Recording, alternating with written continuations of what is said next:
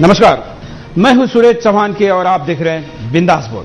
बिंदास में हम आपके सामने मुद्दा लेकर आए। जैसे कि आप मेरे पीछे देख रहे हैं, हमारे देश के प्रधानमंत्री देश को तोड़ने वाले आतंकवादियों का तो हाथ जोड़कर उनके पैर पड़कर स्वागत करें और इस देश की रक्षा के लिए प्राणों की आहुति देने वाले सैनिकों के हाथों में हथकड़ी लगा रहे हैं। जी हां, हम बात करें कश्मीर में जल्दी ही एक ऐसा कानून आने वाला है जिसके ऊपर की 2 साल पहले ही हम कार्यक्रम करके आवाज उठा चुके हैं। इंटरनेट पर लाखों लोगों ने अब तक इस विषय में हमारा समर्थन देते हुए सरकार के निर्णय का विरोध किया था।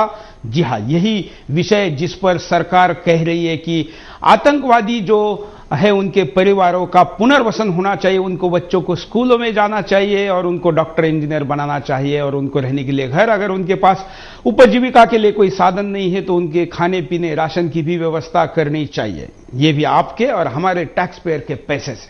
और दूसरी तरफ हमारे देश के लिए शहीद होने वाले जवानों को सालों साल बाद भी वो चीजें नहीं मिली है जिनके लिए वो हकदार है और सरकार उनके नाम से घोषणा करके तालियां बटोर चुकी है। आज हम आपके सामने पूछ रहे हैं यही सवाल कि शहीदों को छोड़कर वो सम्मान आतंकवादियों को क्यों दिया जा रहा है। क्या है आपका कहना? हमेशा की तरह बेखौफ होकर आप कॉल कर अपनी बात को रख सकते हैं। आज के इस कार्यक्रम में हमारे साथ एक विशेष अतिथि मेहमान जुड़े रहेंगे, मनिंदर सिंह बिट्टा जी। बिट्टा जी, आपका स्वागत है। बिट्टा जी इस देश के आतंकवाद के खिलाफ लड़ने वाले सबसे बड़े सिपाही के तौर पर जाने जाते हैं और आज भी अपने अकेले के बलबूते इस देश के किसी भी देशद्रोही की गिरेबान में हाथ डालने तक की हिम्मत रखते हैं। इसलिए आज हमने उनको यहां बुलाया है और वो 1 घंटा हमारे साथ इस पूरे कार्यक्रम में जुड़े रहेंगे। साथ में आप भी ऑस्ट्रेलिया से लेकर यूके तक सैटेलाइट के द्वारा भारत के सारे प्रमुख डीटीएच पर और दुनिया में कहीं पर भी www.sudarshan.tv.com पर इस कार्यक्रम को देख रहे आप सभी का मैं स्वागत करता हूं। आइए आपकी हमारी इस बातचीत को शुरू करने के पहले हम नजर डालते हैं मुद्दे पर। देश के खातिर सेना के जाबाज सिपाही मरते हैं, नेताओं की पाक परस्ती से, लेकिन सब डरते हैं। आज हमारा देश एक ओर जहां आतंकवाद से जूझ रहा है, वहीं दूसरी ओर जम्मू कश्मीर सरकार आतंकवादियों को पुनर्वास की नीति लाकर देश के दुश्मनों को अपने ही घर में पालने पर आमादा है। कुछ दिन पहले कश्मीर के कुछ उग्रवादी पाकिस्तान में जाकर अपने ही देश के खिलाफ जंग छेड़ने के लिए प्रशिक्षण लिया, जो कभी हमारे देश के निर्दोष लोगों को मौत के घाट उतार सकते हैं, मगर अब इन्हीं आतंकियों को जम्मू कश्मीर सरकार अपने राज्य में पालना चाहती है। तो ऐसे में सवाल खड़ा होता है कि क्या राजनीतिक सत्ता के लिए देश के दुश्मनों को भी गले लगाने से ये सरकार परहेज नहीं कर सकती? पुनर्वास नीति के अनुसार अगर कोई भी आतंकवादी लौटने के इच्छुक हैं, तो वो अपने परिवार या रिश्तेदारों को सूचित कर सकता है। इस नीति को मुख्यमंत्री उमर अब्दुल्ला द्वारा घोषणा की गई और केंद्र सरकार ने इसे समर्थन किया। इसके तहत पाकिस्तान में रह रहे 3000 कश्मीरी आतंकवादियों की वापसी और पुनर्वास संभव है। प्रमुख विपक्षी पार्टी भाजपा पहले ही सरकार के इस कदम को खतरनाक करार दे चुकी है। साथ ही बीजेपी इसे एक बड़ा सुरक्षा जोखिम भरा कदम मान रही है। तो ऐसे में सवाल उठना लाजमी है कि क्या सरकार यहाँ भी वोट बैंक की नीति के तहत ही काम कर रही है? क्या उसके लिए राष्ट्रीय सुरक्षा भी कोई मायने नहीं रखती? देश के शहीदों के, विधवाओं के आंखों के आंसू पोंछने के लिए आज इस सरकार के पास वक्त नहीं है, जिसने हमारी सरहदों की रक्षा के लिए अपनी भरी जवानी कुर्बान कर आज हजारों सैनिक देश के अंदर खूंखार आतंकवादियों की गोली का शिकार हो रहे हैं। तो ऐसे में जम्मू कश्मीर सरकार के द्वारा आतंकवादियों को पनाहगार बनाना क्या अपने ही पैर पे कुल्हाड़ी मारने के समान नहीं है? जम्मू कश्मीर सरकार जिस संविधान की दुहाई दे रही है, क्या ये कदम संविधान के खिलाफ नहीं है? जहाँ पर कोई देश का दुश्मन हमारे घरों में राज करने की बात करे, क्या जम्मू कश्मीर सरकार भारतीय दंड संहिता की धारा 122 और 123 से अनभिज्ञ है,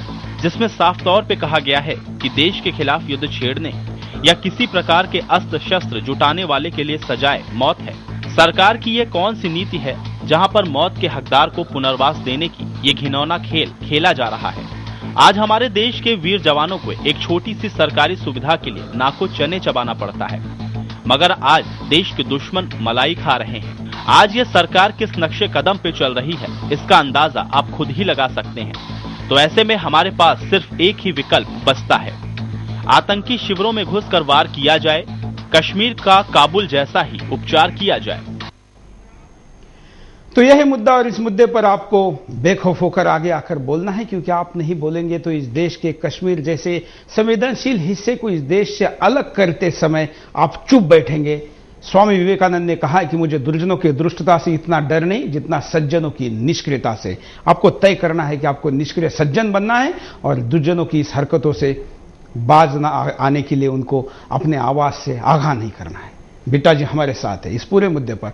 हम अब बातचीत को शुरू करते हैं। बिट्टा जी के साथ बातचीत करते हुए आप भी कॉल कर सकते हैं और अपनी बात को रख सकते हैं, आप एसएमएस कर सकते हैं, आप हमको फेसबुक पर सीधे हमारे स्क्रीन पर यहां लिख सकते हैं। इसके लिए आप facebook.com/sudarshan news पर जाके अपनी बात को कहें। बिट्टा जी, मनमोहन सिंह को अगर कुल्हाड़ी मारनी है अपने पैरों पर तो उनको पूरा अधिकार है, लेकिन वो देश के पैर पर कुल्हाड़ी मार रहे हैं और उनके सारे अनुयायियों के साथ देशवासी चुपचाप इसको देख रहे हैं, क्या कहेंगे? मैं ये बात बिल्कुल स्पष्ट कहना चाहूंगा कि जिस देश के अंदर पार्लियामेंट के ऊपर हमला करने वाले अफजल को फांसी नहीं होती, जिस मुल्क के अंदर 26/11 की घटना करने वाले एक राजनीतिक लोग आते हैं वोट के जरिए, एक आए हैं आतंकवादी, इतने मजे से आए हैं रावलपिंडी से वोट लेके, वोट के जरिए आतंकवादी घुसते हैं और उस ताज होटल के अंदर जहां इतनी सुरक्षा है और बेगुनाहों का खून कर देते हैं।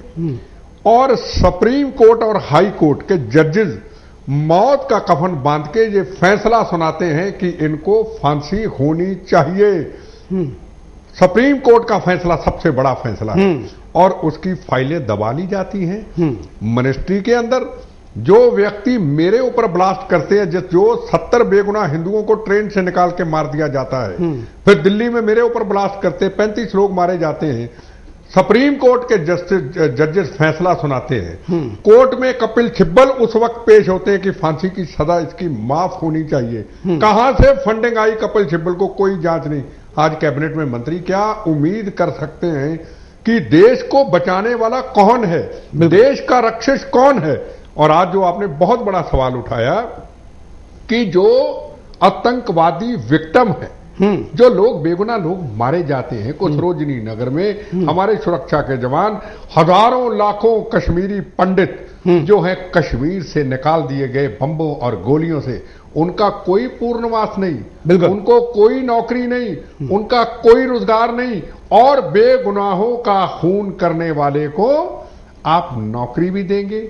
आप पूरे देश के करोड़ों लोगों की खून पसीने का पैसा, यहां चावल 100 रुपए किलो, वहां चावल 20 रुपए किलो, यहां चावल यहां चीनी 50 रुपए किलो, वहां चीनी 5 रुपए किलो। अरे मेरे कहने का मतलब है, हम कहते हैं वहां सहूलत दो, हम किसी कौम मजहब के खिलाफ नहीं है, वहां हमारी खून पसीने की कमाई लुटा दो, हमें कोई दिक्कत नहीं।